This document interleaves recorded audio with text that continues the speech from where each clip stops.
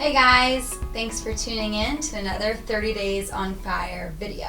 So this weekend, I got a text from my dad saying that he had decided to get a Twitter and wondering what his handle should be. So my first thought was, how in the world does a guy who still says sick and brill know what a handle is?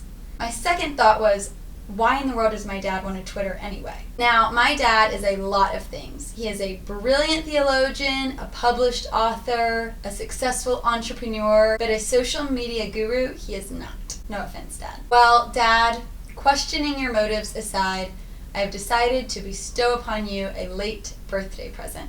5 tips to help you get started on your Twitter journey.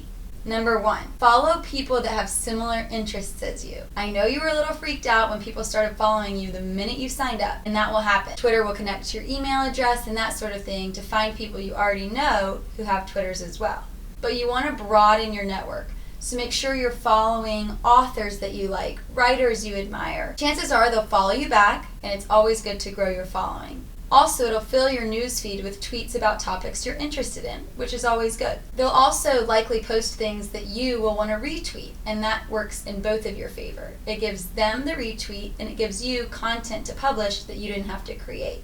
Number 2, add links and multimedia. So, Dad, that means like pictures that you've taken or links to articles that you like.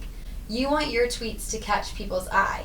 If it's just text, that's okay. But when you can include a cool photo or a link to an article you like. Number 3, when you're writing the tweets, this is my favorite secret tip. It's something I do and that I highly recommend. So Dad, you can only have 140 characters in your tweets. That's including spaces, punctuation, emoji, which I'm sure you'll be using. My tip is to write the tweet without thinking about the character limit. So write whatever it is you want to say and however many words you want to say it. And don't worry about how many characters over you're going. Write it out how you would want it if there was no character limit. Then go back and shorten it. Change ands to ampersands. Abbreviate words. Take out extra words. Chances are when you look at the first thing you wrote, you'll see right away where you can cut things down rather than trying to make it short while you're writing it. Number 4, be engaging and connect with people. Twitter is like a big web.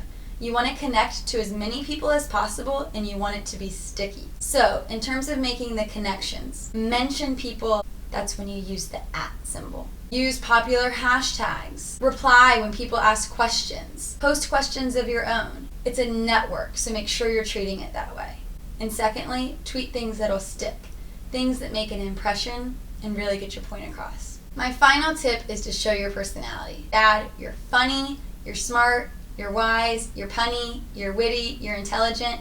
It's hard to convey all of those amazing personality traits in one tweet, but over time, make sure you're showing different sides of yourself. Your personality is not dry, so make sure your tweets aren't either. So these are my 5 super simple, basic Twitter tips for dummies. I mean, dads. Dad, good luck. You're gonna kill it out there. Thanks for watching. I'll see you next time.